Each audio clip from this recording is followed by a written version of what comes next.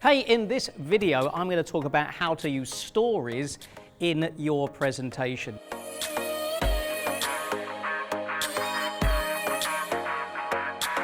When it comes to storytelling, it's the best form of marketing there is, because in a story, you can captivate the attention of your audience without coming across too demanding or trying to teach too much.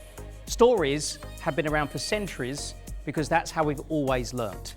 And so stories are powerful in a presentation for three reasons. Number one, you need a story, as in a story that helps the audience to know who you are, know your values, and know where you've come from. The second type of story is a case study story. So it's a story about your clients. So you're not holding yourself up in the light here, you're actually holding up your clients in the light and making them the superstar.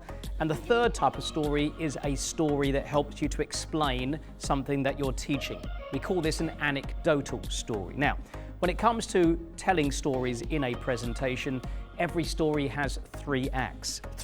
One, two, three. Act one is where you establish a problem. So let's consider a case study story. So in essence, act one is where your client had a problem. It's a starting point. All stories have to have a problem to be overcome, or there isn't actually a story to tell. Act two is the journey.